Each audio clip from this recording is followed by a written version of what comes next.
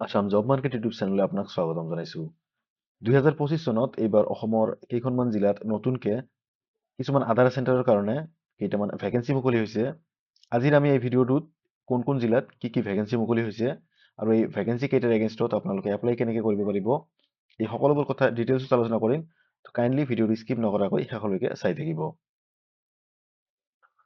প্ৰথমতে যদি চাওঁ, আমি ইয়াতে দি আছে ডিষ্ট্ৰিক্ট কেইটাৰ নাম ইয়াতে দি আছে।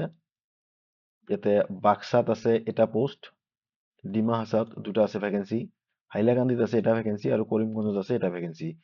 ইয়াতে পোষ্ট কেইটাৰ নাম দি আছে। এই পোষ্টবোৰ হ'ল আধাৰ অপাৰেটৰ বা ছুপাৰভাইজাৰ। আধাৰ অপাৰেটৰ বা ছুপাৰভাইজাৰৰ পোষ্ট হয় এইকেইটা, আৰু এই পোষ্ট কেইটাৰ কাৰণে এপ্লাই কৰাৰ লাষ্ট ডেট ইয়াতে দিয়া আছে 31 জানুৱাৰী 2025 তাৰিখ। তো 31 জানুৱাৰী 2025 তাৰিখলৈকে আপোনালোকে এই পোষ্ট কেইটাৰ কাৰণে এপ্লাই কৰিব পাৰিব। ইয়াতেও সেই একেই কথা দিয়া আছে। ইয়াতে ডিষ্ট্ৰিক্টৰ নাম দিয়া আছে বাক্সা, ডিমা হাছাও, হাইলাকান্দি, কৰিমগঞ্জ। ইয়াতে ভেকেঞ্চিৰ সংখ্যা দিয়া আছে, বাক্সাত এটা, ডিমা হাছাওত দুটা, হাইলাকান্দিত এটা আৰু কৰিমগঞ্জত এটা। ইয়াতে এলিজিবিলিটি ক্ৰাইটেৰিয়া দিয়া আছে মিনিমাম 18 ইয়াৰ্ছ অৰ এবভ, মানে বয়স কমপক্ষে 18 বছৰ বা তাতকৈ বেছি হ'ব লাগিব। আৰু এডুকেশ্যনেল কোৱালিফিকেশ্যনত ইয়াতে দিয়া আছে হায়াৰ ছেকেণ্ডেৰী বা ইণ্টাৰমিডিয়েট পাছ কৰা হ'ব লাগিব, অথবা মেট্ৰিক পাছ কৰি 2 বছৰৰ ITI কৰা থাকিব লাগিব, অথবা আৰু দিয়া আছে মেট্ৰিক পাছ কৰি 3 বছৰৰ পলিটেকনিক ডিপ্ল'মা কৰা থাকিব লাগিব। তো এই তিনিটাৰ যিকোনো এটা থাকিলে এই পোষ্ট কেইটাৰ এগেইনষ্টত এপ্লাই কৰিব পাৰিব। আৰু ইয়াতে কৈছে should have basic computer skill, তো বেচিক কম্পিউটাৰ নলেজ থাকিব লাগিব। ইয়াতে আৰু এটা কথা দিয়া আছে, candidate should have Aadhaar operator or supervisor certificate issued by testing and certifying agency authorized by UIDI for delivering Aadhaar services. তো আধাৰ অপাৰেটৰ বা ছুপাৰভাইজাৰৰ চাৰ্টিফিকেট থাকিব লাগিব।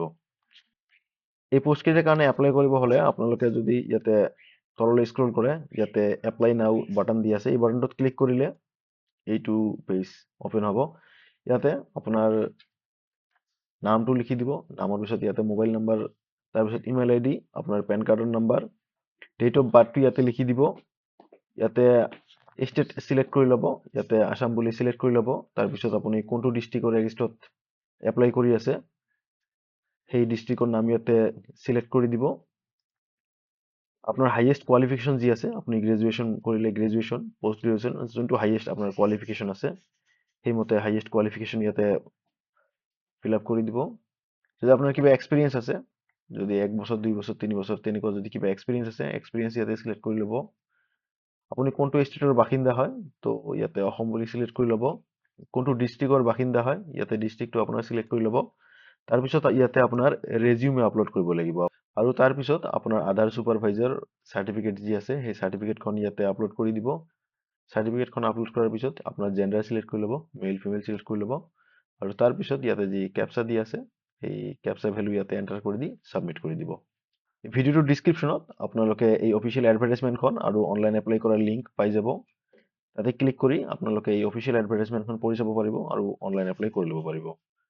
তো আশা কৰোঁ ভিডিঅ'টো ভাল লাগিছে আপোনাক। যদি ভাল লাগিছে লাইক এটা কৰি দিব, আৰু আমাৰ চেনেলটোক এতিয়ালৈকে যদি ছাবস্ক্ৰাইব কৰা নাই কাইণ্ডলি চেনেলটো ছাবস্ক্ৰাইব কৰি ল'ব। আমি এনেকুৱা জব আপডেটছৰ ওপৰত ভিডিঅ' ৰেগুলাৰলি পাব্লিছ কৰি থাকোঁ। ধন্যবাদ।